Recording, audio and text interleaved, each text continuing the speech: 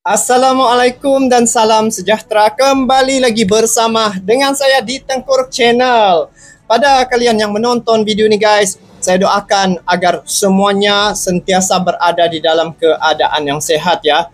Dan kalau saya lihat ada tinggal 10 hari lagi, lebih kurang 10 hari lagi, Timnas Indonesia akan menjamu Timnas China yang akan berlangsung di Stadion Gelora Bung Karno.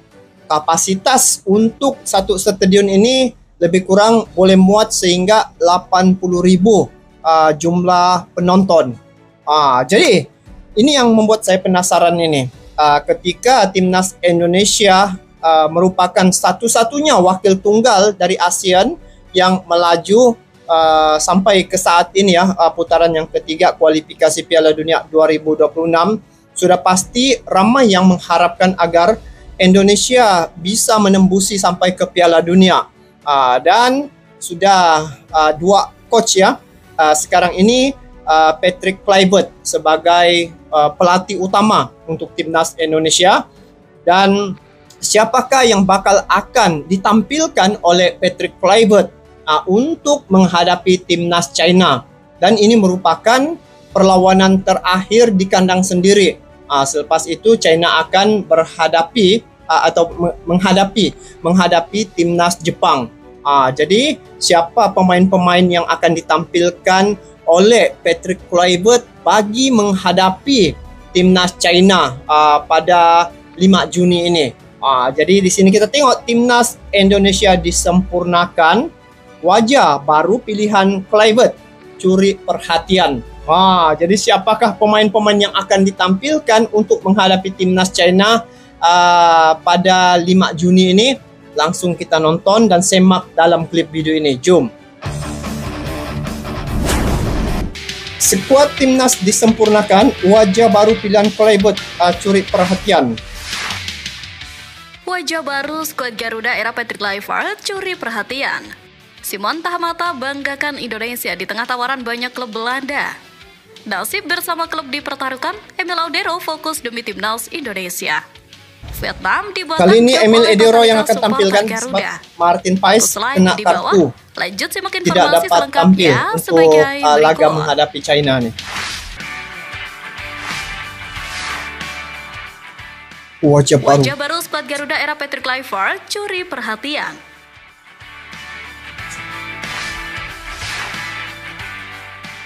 Patrick Kluivert dipastikan akan menggunakan susunan starter yang berbeda dari era Sintayong saat Timnas Indonesia versus China. Bertindak sebagai tuan rumah, Kluivert tidak akan bisa memasang starter yang sama seperti Sintayong karena ketersediaan pemain yang berbeda.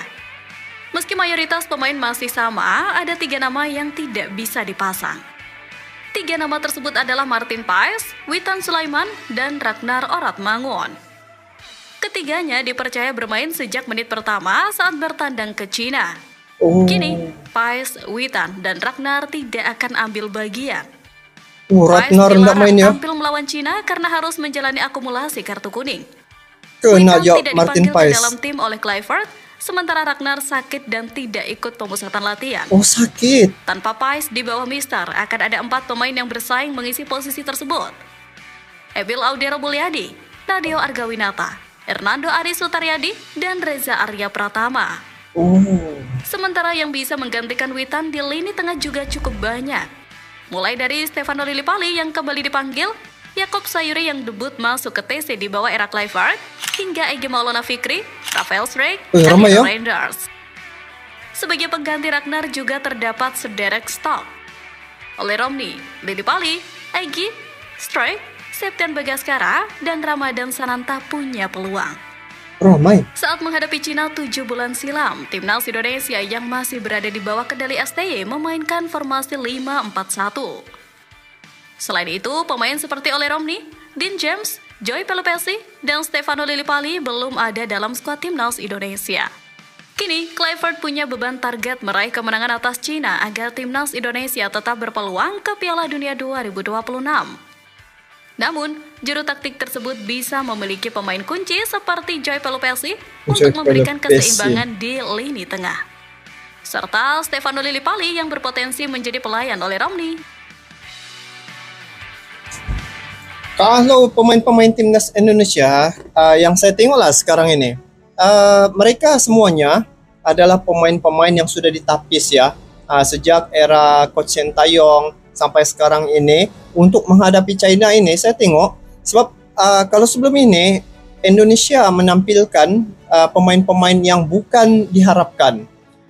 Jadi itu yang sebabnya Indonesia kalah sewaktu menghadapi China. Itu pun di kandang bukan di Indonesia. Nah, biasanya bila Indonesia main di kandang sendiri, ini satu kelebihan. Dan pemain-pemain yang ditampilkan nanti menghadapi China adalah pemain-pemain yang mengalahkan timnas Bahrain, yang mengalahkan juga Arab Saudi.